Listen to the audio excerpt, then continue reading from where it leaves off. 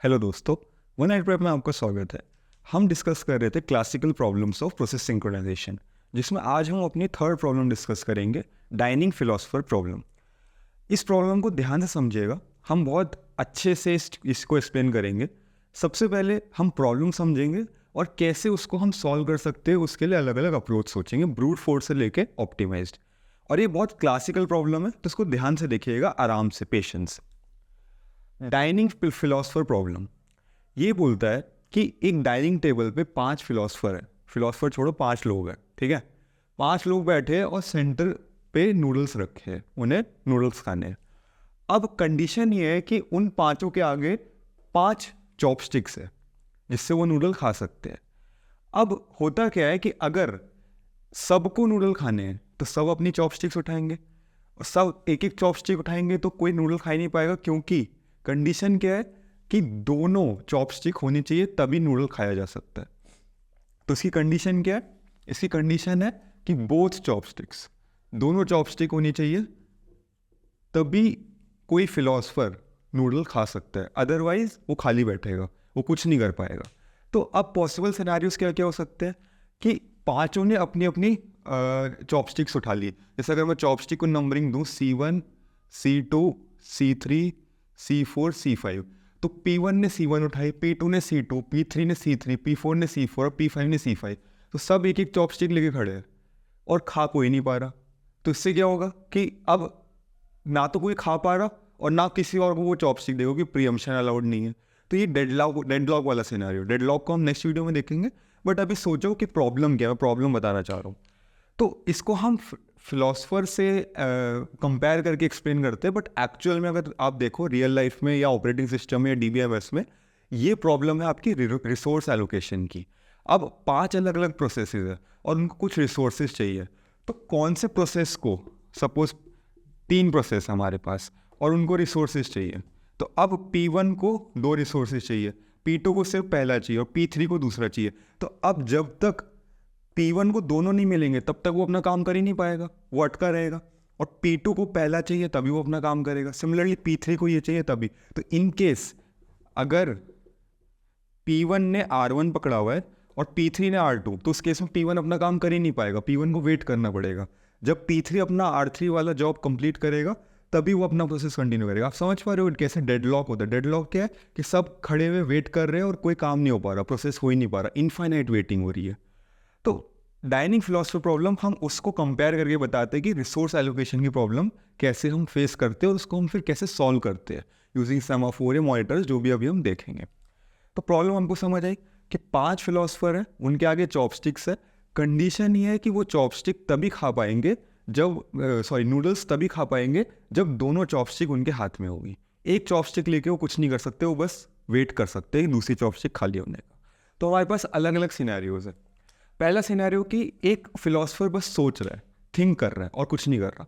तो हमारे पास अलग अलग सिनेरियोज है। पहला, ये यहाँ पे 3 सिनेरियो लिखा है। थिंक का मतलब है कि सारे फिलोसफर बस सोच रहे हैं कि मैं खाऊं या नहीं खाऊं। तो सोचने में क्या होता है कि बस चॉपस्टिक रखी हुई होती है, इसके अलावा कुछ नहीं होता। हंग्री का मतलब है कि अब उसे भूख लगी, अब उसको नूडल्स खाने हैं, तो वो चॉपस्टिक उठाने जाएगा। चॉपस्टिक वो सिर्फ और सिर्फ अपने एडजेसेंट वाली उठा सकता है। P1, C2, C3, C1 नहीं उठाएगा। P1 अपने एडजेसेंट वाली यानी C4 और C5 ही उठाएगा, उसके अलावा वो कुछ भी नहीं उठा सकता। सिमिलरली P1 भी अपने एडजेसेंट वाली उठाएगा, टाप के किसी और के चॉपस्टिक नहीं ले सकता, और मारा मारी नहीं होगी, रखी होगी तो तभी उठाना है, ठीक है। और नेक्स्ट है ईट। दोनों चॉपस्टिक मिल गई तब वो खाएगा, और खाने के बाद चॉपस्टिक वापस रख देगा। समझ आया आपको? जैसे प्रोसेस ने रिसोर्स लिए, अपना कंप्लीट किया और फिर रिसोर्स छोड़ दी, पकड़ के थोड़ी रखेगा कि नहीं मेरे हाथ में चॉपस्टिक है, भाई मेरा काम हो गया, मैंने चॉपस्टिक रख दी, किसी और को खाना है वो खा लेगा। तो ये हमारे पास प्रॉब्लम है। अब आपका सबसे बेसिक सोल्यूशन क्या होगा? आप इसको छोड़ दो, सेमाफोर वाली चीज़ को छोड़ दो, ये मैंने सेमाफोर का सोल्यूशन लिखा है, इसको छोड़ दो। सबसे बेसिक सोल्यूशन क्या होगा अगर आपको बोला जाए कि 5 चॉपस्टिक और 5 फिलोसफर्स है, और आपको क्या करना है? आपको ऐसे कोड लिखना है सच दैट जो फिलोसफर है वो नूडल खा पाए, कोई भी एक PI फिलोसफर है वो नूडल खा पाए। तो आप सबसे बेसिक चीज़ क्या सोचोगे कि अगर यहाँ पे मैं एक ब्रूट फोर्स वाला कोड लिख रहा हूँ कि डू वाइल ट्रू, क्या करना है हमें? अगर किसी फिलोसफर पी आई का मूड हुआ खाने का, सोच तो सभी रहे, पर किसी का हंग्री, कोई भूख लगाई किसी को, कोई फिलोसफर है पी आई जिसको भूख लगाई या उसको खाना है, तो सबसे पहले क्या करेगा वो, टेक करेगा, टेक चॉपस्टिक। कौन सी चॉपस्टिक उठाएगा? सबसे पहले तो आई एथ उठाएगा, क्योंकि उसके एडजेसेंट आई एथ तो होगी, जैसे P1 के एडजेसेंट C1 है, P2 के C2, P3 के C3, तो आई एथ तो वो उठाएगा, सबसे बेसिक चीज़। नेक्स्ट वो कौन सी चॉपस्टिक उठाएगा? टेक चॉपस्टिक जो उसके दूसरे एडजेसेंट वाली होगी, जैसे P1 के लिए क्या C5, P5 के लिए क्या C4, P4 के लिए P3। तो इसको क्या मैं ऐसे लिख सकता हूँ, I+1 mod 5, यहाँ पे 5 क्या है? Number of philosopher. एग्जाम्पल के लिए हमने 5 लिया, यहाँ पे K हो सकते हैं, हम जनरलाइज इसको कर सकते हैं सोल्यूशन को। तो ज़रूरी थोड़ी 5 प्रोसेसेस हो, 2 हो सकते हैं, 3 हो सकते हैं, 10 हो सकते हैं, कुछ कितने भी हो सकते हैं, पर सॉल्व करने के लिए हम 5 लेके चल रहे हैं। तो I+1 mod 5 करके हमें उसका दूसरा एडजेसेंट मिल जाएगा। बेसिक मैथ्स है, इसको एक्सप्लेन नहीं कर रहा। जब उसने दोनों चॉपस्टिक उठा ली सक्सेसफुली, तो वो ईट करेगा, जो ईट वाला प्रोसेस होगा, यानी कि P1 अपना प्रोसेस परफॉर्म करेगा, जो भी उसको करना होगा, जो भी टास्क हो वो परफॉर्म करेगा। जब P1 को टास्क परफॉर्म हो गया तो रिसोर्स छोड़ देगा। जब फिलोसफर ने नूडल्स खा लिए तो वो चॉपस्टिक छोड़ देंगे। तो कैसे छोड़ेंगे? पुट चॉपस्टिक लिख देता हूँ, पुट चॉपस्टिक, और जो चॉपस्टिक्स उठाए थे वो वापस रख देगा I th और I+1 mod 5। ठीक है ना? ये बेसिक ब्रूट फोर्स है कि भाई I th को भूख लगी, हंग्री हुआ, तो उसने I th उठाई, I+1 ने %5 यानी कि mod 5 यानी कि दोनों एडजेसेंट उसने उठाई, खा ली। अब इससे प्रॉब्लम क्या है? ये चलता क्यों नहीं? ब्रूट फोर्स है, इसमें हमने कोई लॉकिंग का यूज़ नहीं किया, कोई सेमाफोर्स कुछ यूज़ नहीं किया। एक इसमें इशू क्या आता है, अब ये देखो, एग्जाम्पल से समझते हैं। मान लो P1 को भूख लगाई, ठीक है, P1 को भूख लगाई, तो P1 क्या करेगा? C1 और C5 उठाएगा, I और I+1 mod 5, यही बनता है। साथ ही साथ P5 को भी भूख लगाई। अब कोई लॉकिंग मैकेनिज्म तो है नहीं, तो जिसको भूख लगी वो ये कोड रन करेगा, सिंपल सी बात है। P5 को भी भूख लगाई, तो P5 सबसे पहले कौन सी उठाएगा? I th उठाएगा, तो उसकी I th कौन सी? C5 और दूसरी C4। अब समझ आया क्या प्रॉब्लम आ सकती है? जैसे ही P1 को भूख लगाई उसने C1 उठाई, ठीक है, पर उससे पहले P5 घुस गया, क्योंकि P5 को भी भूख लगाई, और P5 घुसते उसने C5 उठा ली। तो अब होगा क्या? रेस कंडीशंस हो गई। रेस कंडीशन पड़ी थी पहली वीडियो प्रोसेस सिंक्रोनाइजेशन की। क्या होता था कि प्रोसेसेस ऐसे एग्जीक्यूट हो रहे हैं कि we can not produce the output, we can not predict the output. जो आउटपुट है वो कंसिस्टेंट नहीं है, वो डिपेंड करता है ऑर्डर ऑफ एग्जीक्यूशन। तो इसलिए प्रोसेस सिंक्रोनाइजेशन में रेस कंडीशन ना हो, तो उसके लिए हमने लॉकिंग मैकेनिज्म, सेमाफोर, ये सब इंट्रोड्यूस किया था। तो अब मैं एक्सप्लेन कर रहा हूँ कि कैसे रेस कंडीशन होती है और क्यों हम लॉकिंग करते हैं। तो अब P5 ने C5 उठाया। अब सिमिलरली मान लो P4 को भी भूख लगाई, तो वो C4 उठाएगा और C3 उठाएगा, तो C4 फिर ब्लॉक हो गया, इसको भी नहीं मिला और इसने उठा लिया। तो अब P1 और P5 एक एक चॉपस्टिक लेके बैठे हैं, है ना? तो ये कंटिन्यू होगा, सारे लोग एक एक चॉपस्टिक उठा लेंगे और दूसरे को मिलेगी नहीं। तो होगा क्या? रेस कंडीशन हो गई। सब वेट करेंगे इन्फाइनाइटली, डेडलॉक हो गया। डेडलॉक क्या है कि कोई छोड़ नहीं रहा अपना चॉपस्टिक और एक एक लेके बैठे, कोई अपना प्रोसेस कंप्लीट ही नहीं कर पा रहा। तो उस केस में क्या है? ये इसका ड्रॉबैक है कि कोई लॉकिंग मैकेनिज्म ही नहीं है, कोई लॉक ही नहीं कर पा रहा। अब लॉक करता तो हम कहते हैं कि जैसे P1 घुसा है तो हम P5 को नहीं घुसने देंगे, क्योंकि ये क्या है? क्रिटिकल सेक्शन है, इसमें हम P5 को घुसने नहीं देंगे। हो सकता था ऐसे। तो ये इशू है आपका ब्रूट फोर्स सोल्यूशन का। तो इसको सॉल्व करने के लिए हम सेमाफोर्स इंट्रोड्यूस करते हैं। ये सेमाफोर का सोल्यूशन है। सेमाफोर्स हम पढ़ चुके हैं, लास्ट वीडियोस में हम बहुत बार देख चुके हैं, वेट क्या करता है, सिग्नल क्या करता है, हम समझ चुके हैं। फिर भी याद ना हो तो शॉर्ट में यहाँ लिख देता हूँ, वेट सेमाफोर S, अगर पहले तो S माइनस माइनस, अगर S लेस देन 0 है तो उस केस में हम क्या करते हैं? उसको पुश कर देते हैं। यहाँ पे शॉर्ट में लिख रहा हूँ मैं, स्लीप करते हैं और उसको पुश कर देते हैं Q में, Q डॉट पुश। और अगर लेस देन 0 नहीं है तो उसको, यानी कि हमारे रिसोर्स अवेलेबल है, उसको हम कंटिन्यू करवाते हैं। और सिग्नल का क्या होता है? सिग्नल का जस्ट इसका ऑपोजिट नहीं करेंगे, पहले तो प्लस प्लस करते हैं। अगर S less than equal to 0, इसका मतलब कोई वेट कर रहा है, तो Q में से पॉप करते हैं और उस प्रोसेस को जगा देते हैं, वेकअप कर देते हैं। ठीक है, हैंड राइटिंग अभी छोड़ देना, जल्दी में कोड लिखा है समझने के लिए, वैसे लिखना नहीं चाहिए, ये सब आपको याद होगा। अब देखो सेमाफोर क्या करता है। तो फिर से कंडीशन याद रखो, तो नूडल कौन कैसे खा सकता है जब दोनों चॉपस्टिक है। एक एक चॉपस्टिक लेके बैठे तो कुछ नहीं होगा, वो बस वेट करते रह जाएंगे। सेमाफोर क्या करता है, सेमाफोर बोलता है कि अगर उसने ith चॉपस्टिक उठाई तब उस पर वेट लग जाएगा। वेट लग जाएगा मतलब अब ith चॉपस्टिक कोई और नहीं उठाएगा। P1 ने C1 उठाई तो अब C1 कोई और नहीं उठाएगा, ठीक है ना। सिमिलरली जब उसने I+1 mod 5 उठाई यानी कि C5 उठाई तो अब वो भी कोई और नहीं उठाएगा, ठीक है। ये हमारा सॉल्यूशन रेस कंडीशन की वजह से नहीं चल रहा था कि कौन पहले एग्जीक्यूट होगा, आउटपुट हम प्रेडिक्ट नहीं कर सकते। ये वाला हमारा रेस कंडीशन को सॉल्व करता है। दूसरी प्रॉब्लम्स भी क्रिएट करता है, वो अभी देखेंगे, बट रेस कंडीशन नहीं होगी क्योंकि इसमें लॉकिंग मैकेनिज्म आ गया। वेट आई तो उसने ith चॉपस्टिक उठाई और अब ith को कोई और नहीं उठाएगा। अगर P2 रन होने आता है, P2 भी आता है क्रिटिकल सेक्शन में, P2 को भी भूख लगाई तो P2 जब C2 उठाएगा और उसके बाद नेक्स्ट C1 उठाने की कोशिश करेगा तो वो क्यू में पुश हो जाएगा कि भाई अभी तुम वेट करो, अभी ऑलरेडी C1 किसी ने उठाई भी है। समझ आया आपको। तो बेसिक सा कोड है, बहुत बेसिक, कि वेट लगाया ith पे, वेट लगाया I+1 mod 5 पे, दोनों एडजेसेंट पे, उसके बाद खाया, जो भी उसको प्रोसेस परफॉर्म करना था उसने परफॉर्म किया, और फिर सिग्नल कर दे दोनों को कि दोनों चॉपस्टिक रिलीज कर दी। बेसिक चीज़ है कि दोनों चॉपस्टिक उसने रिलीज कर दी। ये पार्ट है। अब होता क्या है इससे, प्रॉब्लम्स क्या है। बेसिक सोल्यूशन है रेस कंडीशन नहीं होगी, और ओनली अपग्रेड जो हमने किया ब्रूट फोर्स से वो क्या है कि रेस कंडीशन नहीं है, आउटपुट प्रेडिक्टेबल है, हमें पता है क्या होगा। इसमें हमें नहीं पता क्या होगा, कोड चल भी सकता है, कोड डेडलॉक में भी फंस सकता है, रेस कंडीशन भी हो सकती है, कुछ नहीं पता हमें। इसमें हमें पता है कि रेस कंडीशन नहीं होगी, आउटपुट हम प्रेडिक्ट कर सकते हैं। अब आउटपुट देखते हैं कि इसके पॉसिबल आउटपुट्स क्या है। पहला पॉसिबल है हैप्पी फ्लो, कि भाई P1 को भूख लगी, उसने C1 उठाया, फिर C5 उठाया, फिर खाया, C1 रख दिया, C5 रख दिया, बेसिक हैप्पी फ्लो। दूसरा है क्या है कि P1 और P5 दोनों को भूख लगी, तो भाई P1 ने C1 उठाया, C5 उठाया। जब P5 आया, यहाँ पे ये वेट और इसका रिमूव कर रहा हूँ, याद ही होगा तो इसलिए ज़रूरत नहीं है। P1 को भूख लगी, उसने C1 उठाया और C5 उठाया, दोनों उठा लिए। अब P5 को भूख लगी, उसको क्या चाहिए था, C5 और C4। जैसे ही वो C5 डिमांड करेगा तो वो वेट फंक्शन में परफॉर्म होगा और वो क्यू में पुश हो जाएगा। उसको बोला जाएगा कि भाई अभी रुको, P1 ने ऑलरेडी उठाया हुआ है तो अभी रुक जाओ, वेट करो। तो रेस कंडीशन नहीं हुई, हमने उसको वेट कराया, उसको क्यू में पुश कर दिया कि भाई वेट करो।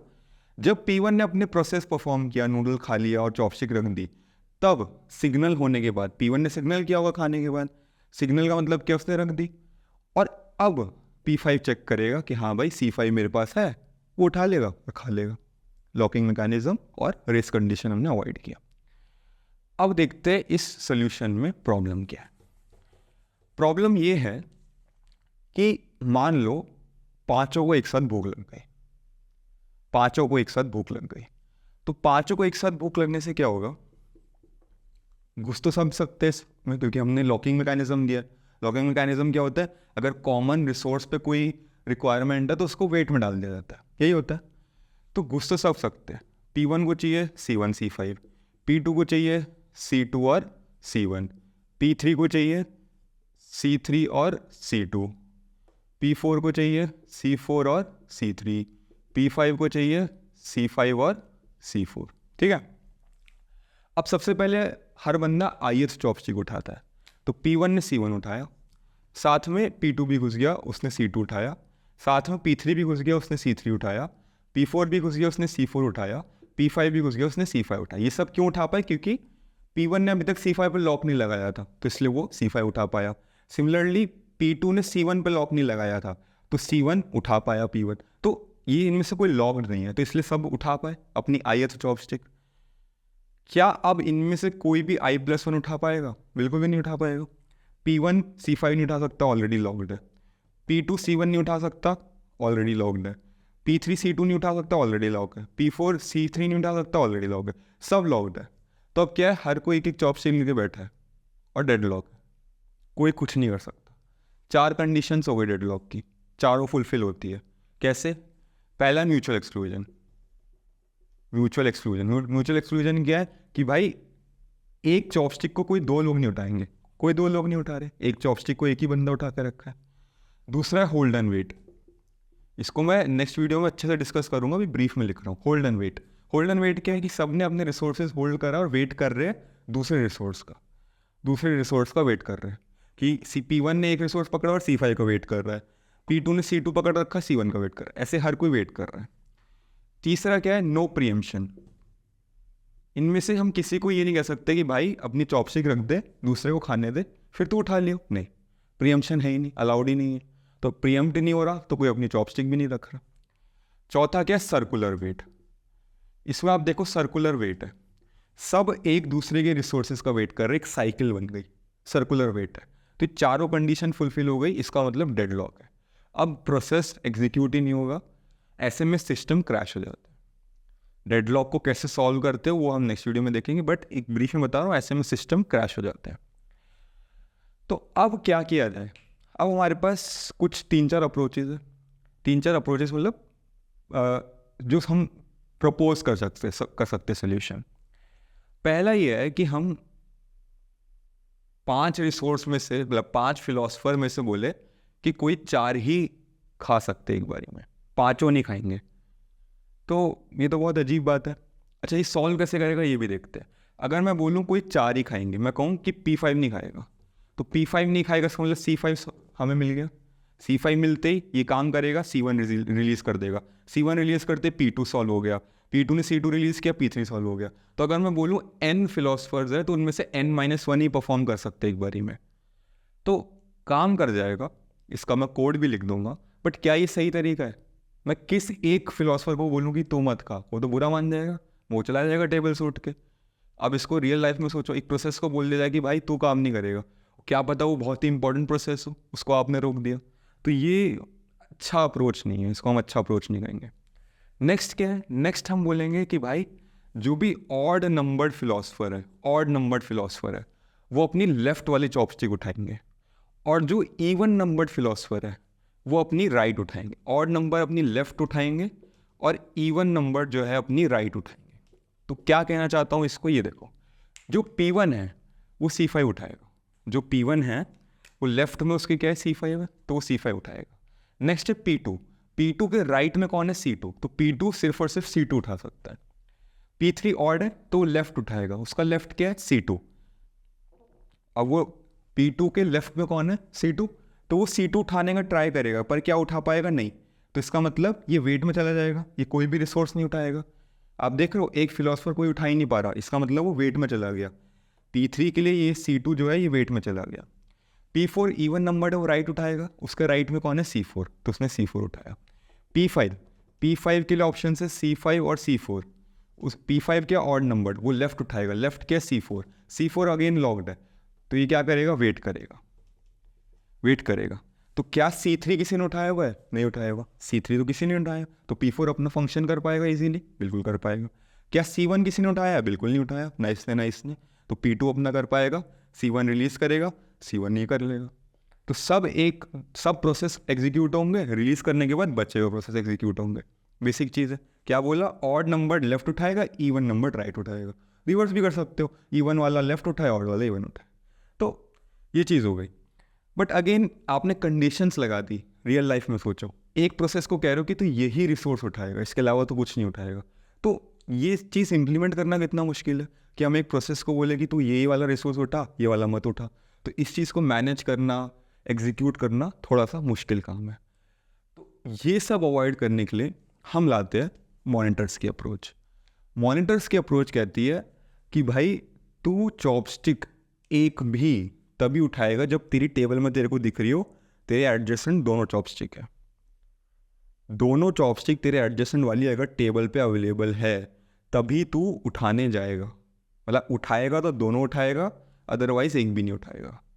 एक प्रोसेस को अगर 2 रिसोर्सेज चाहिए तो दोनों अवेलेबल है तभी दोनों को उठाओ, अदरवाइज किसी एक को भी मत उठाओ, आइदर ऑल और नन। तो ये चीज़ हम इम्प्लीमेंट करते हैं मॉनिटर्स। ब्रूट फोर्स देखा, फिर सेमाफोर देखा, अब मॉनिटर है। कुछ नहीं है मॉनिटर, बेसिक जावा क्लास है।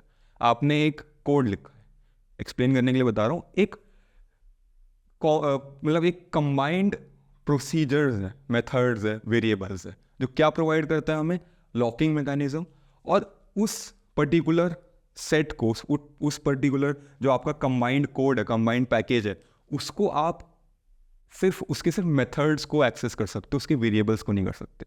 तो एब्स्ट्रैक्ट है, एनकैप्सुलेटेड है, तो आपको उसको फेच करना है तो आपकी उसके मेथड्स को रन करना पड़ेगा। क्या लिखा है मैंने, it is similar to classes in Java या C++, जिसमें हमने क्लासेस देखे ऑब्जेक्ट ओरिएंटेड प्रोग्रामिंग। ये कलेक्शन ऑफ कंडीशन वेरिएबल्स है एंड प्रोसीजर्स, ठीक है। प्रोसीजर्स है, कुछ मेथड्स है जिनको हम रन करते हैं एक साथ, सारे मेथड्स एक साथ रन होंगे एक ऑर्डरली मैनर में। अभी मॉनिटर का कोड लिखूंगा तो और ये अच्छे से समझ आएगा। जो प्रोसेस आउटसाइड है मॉनिटर के, वो सिर्फ और सिर्फ मेथड्स एक्सेस कर सकते हैं और वेरिएबल्स नहीं। तो अगर एक प्रोसेस को रिसोर्स चाहिए तो डायरेक्ट रिसोर्स को एक्सेस नहीं करेगा, वो मेथड को कॉल करेगा और वो मेथड उस रिसोर्स को एलोकेट करेगा। तो अभी मेथड कौन हुआ, ऑपरेटिंग सिस्टम, जो कि इम्प्लीमेंट करता है कोडिंग लैंग्वेज में। तो ऑपरेटिंग सिस्टम को प्रोसेस कॉल करेगा और ऑपरेटिंग सिस्टम वो मेथड्स रन करेगा जिसमें वो चेक करेगा कि भाई दोनों चॉपस्टिक है कि नहीं, अगर है तो इसको दो, वरना इसको बोलो कि भाई वेट कर थोड़ी देर। Only one process can execute inside the monitor at a time. अगर एक प्रोसेस वो मेथड्स रन कर रहा है तो दूसरा प्रोसेस वो मेथड रन नहीं करेगा। ऑब्वियस सी बात है कि भाई एक को रन होने तो फिर दूसरा आएगा, सिंपल सी चीज़ है। तो अब मैं मॉनिटर्स का कोड लिखूंगा, उसको देख मॉनिटर्स को हम कैसे इंप्लीमेंट करते हैं। तो जैसे कि मैंने आपको बताया, मॉनिटर्स सिंक्रोनाइजेशन प्रोसेस है और इसके अंदर हमारे कंडीशन वेरिएबल्स होते हैं। ये दो इंपॉर्टेंट चीज़ है, साथ में एक एब्स्ट्रैक्ट डेटा टाइप है। अभी मैं डिफरेंस लिखवा दूंगा सेमाफोर वर्सेस मॉनिटर का, बट उससे पहले इम्प्लीमेंटेशन देखते हैं। प्राइमरी कॉन्स्ट्रेंट क्या है कि एक फिलोसफर चॉपस्टिक तभी उठाएगा जब दोनों चॉपस्टिक उसके पास, दोनों एडजेसेंट चॉपस्टिक उसके पास अवेलेबल हो, अदरवाइज एक भी नहीं उठाएगा। यानी उठाएगा तो दोनों उठाएगा, अदरवाइज एक भी नहीं उठाएगा। उसको सोच के हमने ये मेथड, ये अप्रोच इम्प्लीमेंट किया, ठीक है। तो जैसे कि मैंने आपको बताया कि सारे फिलोसफर इनिशियली थिंकिंग मोड में रहते हैं। हमारे पास 3 वैल्यूज़ होती है, थिंकिंग, हंग्री और ईटिंग। यही था, मैंने अभी लिखवाया था। थिंक इनिशियलाइज मैंने सबको कर दिया कि every philosopher is thinking, her philosopher सोच रहा है खाने का। जब भूख लगेगी तब वो चॉपस्टिक उठाता है, अभी सब सोच रहे हैं, ठीक है। इनिशियलाइज कर दिया और उसको मैं स्टोर कर रहा हूँ एक इनम एरे में, जिसको मैंने स्टेट से रिप्रेजेंट किया है। तो हर एक फिलोसफर की 3 स्टेट हो सकती है, थिंकिंग, हंग्री या ईटिंग। एक कंडीशन वेरिएबल है सेल्फ। कंडीशन वेरिएबल ही एक एट्रीब्यूट है मॉनिटर का, जो एक खास बात है। तो कंडीशन वेरिएबल क्या बोलता है, ये सेल्फ कंडीशन वेरिएबल जो है ये बताएगा कि एक फिलोसफर खा सकता है या नहीं खा सकता। अगर उसका मन है खाने का, अगर उसको भूख लग रही है, सपोज C5 को भूख लग रही है, P5 को भूख लग रही है और C5 चॉपस्टिक अवेलेबल नहीं है, तो हम उसको वेट कराएंगे, हम उसको कहेंगे थोड़ी देर वेट करो। और इन केस अवेलेबल है तो हम उसको सिग्नल कर देंगे, ग्रीन सिग्नल दे देंगे कि भाई चॉपस्टिक उठा ले, खा ले। तो इन केस अवेलेबल नहीं है तो उसको हम वेट कराएंगे। अभी इम्प्लीमेंटेशन देखते हैं। तो ये रन कैसे होगा, सबसे पहले आपका इनिशियलाइजेशन कोड रन हो जाएगा, जो इनिट कोड है वो रन होगा, जिसमें मैं सबको डिक्लेयर कर दूंगा एज थिंकिंग, सारे फिलोसफर थिंकिंग कर रहे हैं। नेक्स्ट, अगर किसी को भूख लगी तो वो क्या रन करेगा, जो आपका एंट्री सेक्शन है, एंट्री सेक्शन में क्या है, यहाँ पे लिख रहा हूँ एंट्री सेक्शन, उसमें रन होता है आपका पिकअप रन हुआ। उसके बाद आपका क्रिटिकल सेक्शन में आपने क्या परफॉर्म किया, जो भी रिक्वायर्ड प्रोसेस था, इस केस में ईटिंग, आपने ईटिंग करी। और उसके बाद आप अपना एग्जिट कोड रन करोगे। एग्जिट कोड में क्या रन होगा, पुट डाउन, कि आप अपनी चॉपस्टिक रख दोगे। तो ये इसका फ्लो होगा। अब फ्लो समझते हैं, एक ड्राई रन करते हैं। तो मान लो किसी एक PI प्रोसेस को भूख लगी, एक प्रोसेस है PI, थिंकिंग तो था ही, अब उसको भूख लगाई, वो चाहता है खाना, तो वो एंट्री सेक्शन में एंटर करेगा। एंट्री सेक्शन में क्या रन हुआ, पिकअप देखते हैं। तो पिकअप में सबसे पहले तो इसकी स्टेट हमने हंग्री शिफ्ट कर दी कि भाई इसको भूख लग रही है। पहले तो ये सोच रहा था, अब इसकी स्टेट क्या हो गई, हंग्री, अब इसको भूख लग रही है। नेक्स्ट रन होगा टेस्ट, एक ही टेस्ट कोड लिखा है हमने, टेस्ट मेथड लिखा है हमने, जो कि चेक करेगा कि क्या ये दोनों चॉपस्टिक उठा पा रहा है या नहीं उठा पा रहा, क्योंकि प्राइमरी कंडीशन क्या है कि दोनों चॉपस्टिक होनी चाहिए। तो ये वाला कोड यहाँ पे लिखा है मैंने।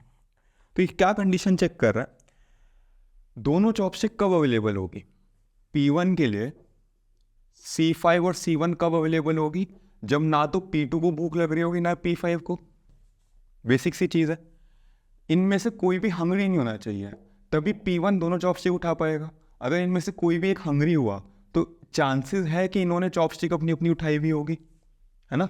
कोई अगर हंग्री होगा तो मतलब उसने चॉपस्टिक उठा रखी है। तो P1 दोनों चॉपस्टिक तभी उठा पाएगा जब उसके दोनों एडजेसेंट फिलोसफर्स ने, या दोनों एडजेसेंट फिलोसफर हंग्री नहीं है, वो अभी भी सोच रहे खाने का पर वो खा नहीं रहे, भूख नहीं है उनको। तो वही लिखा है कि if state of I+4 mod 5, यानी इसका जो लेफ्ट वाला एडजेसेंट है वो ईटिंग नहीं है, उसका जो स्टेट है वो ईटिंग नहीं है, not eating. Similarly state of I+1 mod 5, यानी कि उसका नेक्स्ट वाला जो है वो भी ईटिंग में नहीं होना चाहिए। इन दोनों में से कोई भी ईटिंग में नहीं होना चाहिए, एंड वो खुद भी हंग्री होना चाहिए। पता चले दोनों ईटिंग में है, ईटिंग में नहीं है और खुद को भूख भी नहीं लग रही, फिर भी चॉपस्टिक लेके बैठा, तो ये तो कोई सेंस नहीं है ना। साथ ही खुद को भी भूख लग रही है क्योंकि हमने ऑलरेडी सेट कर दिया पिकअप में, तो खुद को तो भूख लग रही है। तो ये चेक कर रहे हैं हम कि आसपास वाले फिलोसफर ईटिंग मोड में ना हो और वो खुद हंग्री मोड में हो। तो उस केस में हम क्या करेंगे, उसका जो स्टेट है वो शिफ्ट कर देंगे ईटिंग, कि भाई अब ये खा सकता है। जब इसके आसपास वाले नहीं खा रहे और इसको खुद भूख लग रही है तब ये खा सकता है। तो हमने इसकी स्टेट क्या करी, ईटिंग कर दी, और इसकी जो कंडीशन थी, कंडीशन वेरिएबल सेल्फ, उसको सिग्नल पे कर दिया, ग्रीन सिग्नल दे दिया कि भाई तू उठा ले दोनों चॉपस्टिक तेरी है, तू उठा सकता है, ठीक है। इन केस इसका एडजेसेंट कोई भी एक खा रहा होता, सपोज P1 का एडजेसेंट P2 खा रहा होता, तो ये कंडीशन फॉल्स हो जाती, और हम इसकी स्टेट ईटिंग पे अपडेट नहीं कर पाते।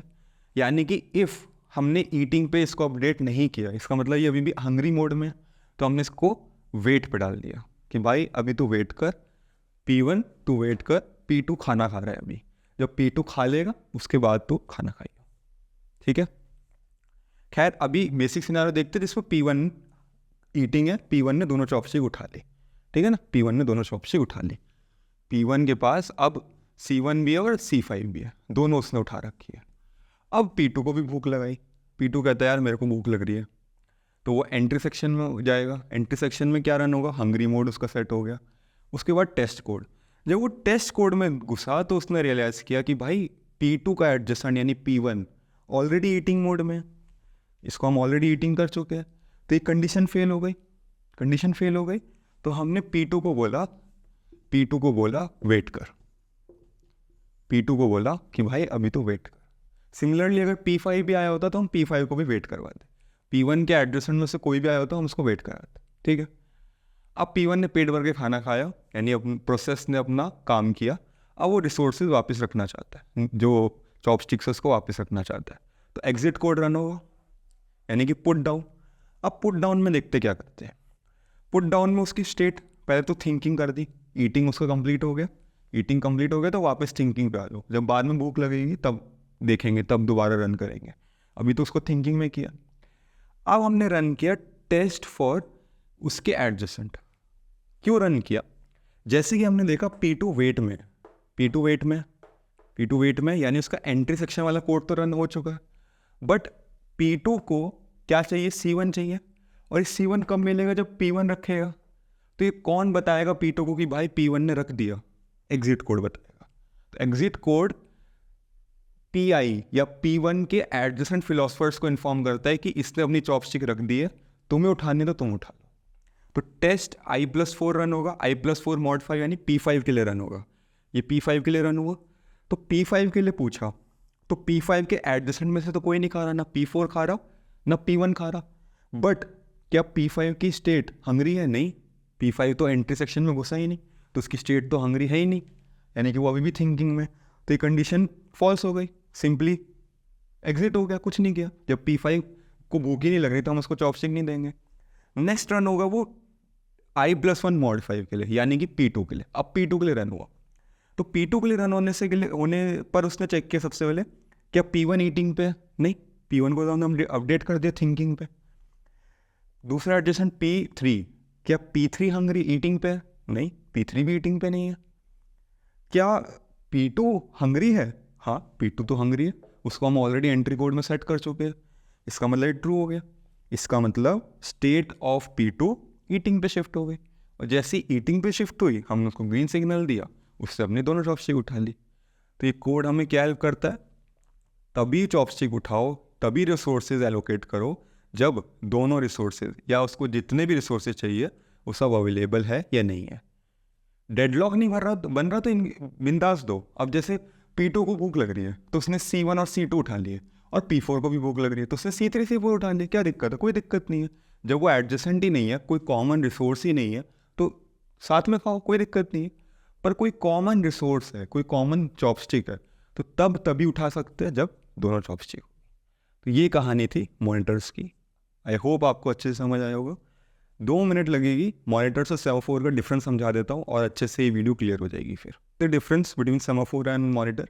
तो सेमाफोर जैसे कि हम ऑलरेडी पढ़ चुके, क्या है कि इंटीजर वेरिएबल है जो अलाउ करता है कि एक प्रोसेस, मल्टीपल प्रोसेस जो है एक रिसोर्स को एक्सेस कर सकते हैं या नहीं कर सकते एक ही टाइम पे। तो कॉमन रिसोर्स को मल्टीपल प्रोसेस एक्सेस कर सकते हैं या नहीं, वो बस ये चेक करता है। मॉनिटर क्या है? एक सिंक्रोनाइजेशन प्रोसेस है कि जब मल्टीपल थ्रेड्स या प्रोसेस एक्सेस करना चाहे तो म्यूचुअल एक्सक्लूजन हो, साथ ही एक कंडीशन ट्रू होनी चाहिए, तभी वो एक्सेस कर सकते हैं। जैसे हमारी केस में कंडीशन क्या थी कि जब दोनों चॉपस्टिक है तभी तुम उठाओगे, तो कंडीशन के साथ ही वो एक्सेस कर सकते हैं। इसमें क्या किसी को चाहिए वो सीधा उठा लेता है, चेक करता है, वेट या सिग्नल कॉल करता है। तो जो कि हमारा ये नेक्स्ट डिफरेंस है थर्ड वाला, जिसमें क्या है कि किसी प्रोसेस को अगर कोई रिसोर्स चाहिए तो वो वेट कॉल करेगा, और अगर किसी को रिलीज़ करना है तो वो सिग्नल कॉल करेगा। मॉनिटर में ऐसा नहीं होता। किसी को चाहे रिलीज़ करना है या एक्सेस करना है, ऐसा नहीं होता।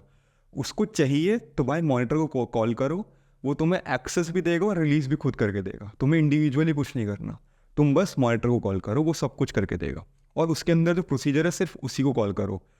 वेरिएबल्स जैसे कंडीशन वेरिएबल था, उसको एक्सेस ही नहीं कर सकता जो प्रोसेस है। अब वेटिंग या सिग्नल क्या प्रोसेस करा रहा था? नहीं, मॉनिटर करा रहा था। तो प्रोसीजर्स को ही एक्सेस कर सकते हैं। एक इंटीजर वेरिएबल है, ये एब्स्ट्रैक्ट डेटा टाइप है। सब कुछ एब्स्ट्रैक्शंस प्रोसीजर्स के थ्रू होता है। इसमें कोई कंडीशन वेरिएबल नहीं है। इसमें कोई कंडीशंस थोड़ी होती है सेमाफोर में कि ऐसा होगा तभी तुम्हें मिलेगा। चाहिए तो वेट कॉल करो, नहीं और रिलीज़ करा सिग्नल कॉल करो, सिंपल है। इसमें कंडीशन वेरिएबल है कि भाई तुम्हें तभी मिलेगा जब कोई पर्टिकुलर कंडीशन ट्रू होगी। तो बेसिक सा डिफरेंस। आई होप आपको ये वीडियो क्लियर होगी डाइनिंग फिलोसफर प्रॉब्लम पे। इसमें हमने प्रॉब्लम देखी, ब्रूट फोर्स देखा, सेमाफोर्स का सोल्यूशन देखा और मॉनिटर का देखा।